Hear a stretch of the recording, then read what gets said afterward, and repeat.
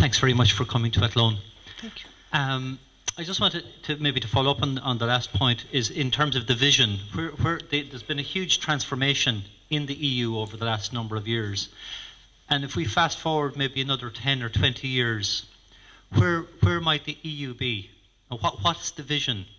I think we have a great opportunity tonight, not just to talk about Lisbon, but to talk about the EU.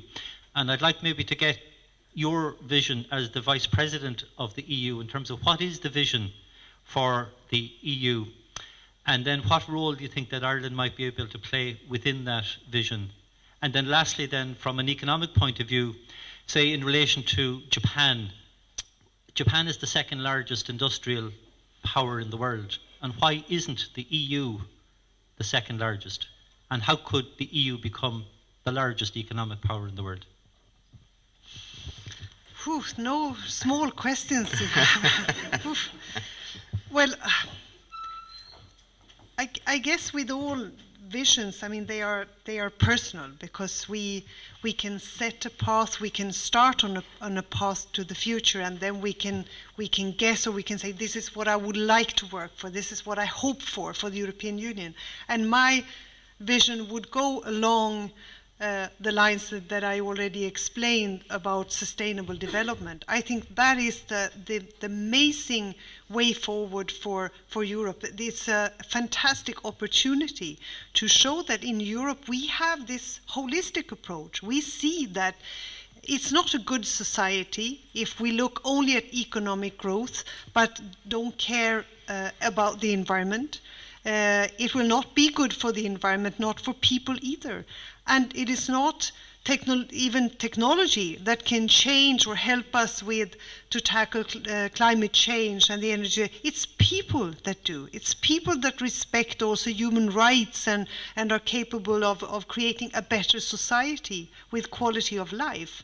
And I think that the crisis showed that there is a high cost to pay for sort of marginalizing people, putting them out of their homes and without any social security also as a result of the crisis, while we take a higher cost for protecting people. But in the longer run, this is also from an economic point of view, it's easier to rebuild an economy when we have not sort of let the people be extremely poor or put them out of marginalize them in a society.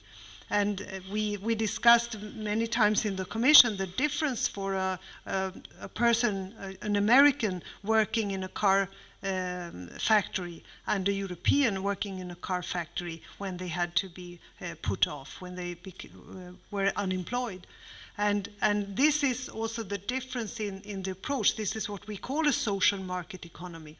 And I think that what we do on climate change will also provide an opportunity to have smart green growth in Europe, to be a showcase to the rest of the world that you can do that. Use the best of technology, invest in research and development, invest in people, give them education, give them opportunities, because you're very rich in young people. You have a young population. That's your opportunity for the future. You have to invest in your young people, because they will be the ones building Ireland and Europe in the future. But there is no way we can, I cannot think of an alternative to working together in Europe and globally, also to tackle these problems that we already see.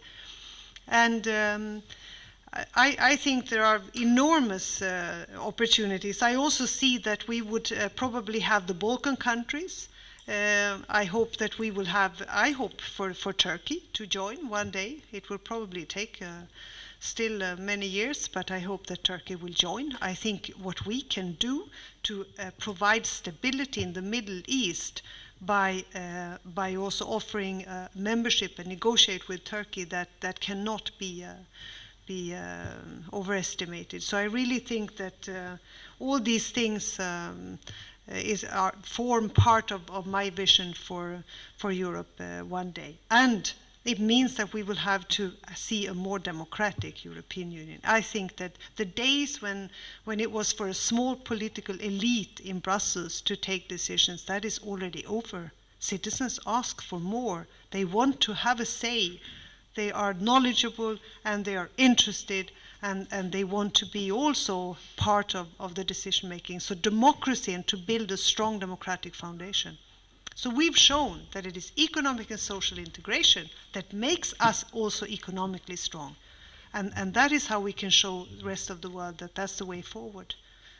There's a lot to say on the economy and economic growth. We have a rather ambitious target that is difficult to reach, becoming the most competitive, knowledge-based economy in the world, etc. Because so many member states have not followed, I think, also your lead in investing in research and development, and instead sort of go for the old technology, and that means that we will lag behind. We will continue to lag behind.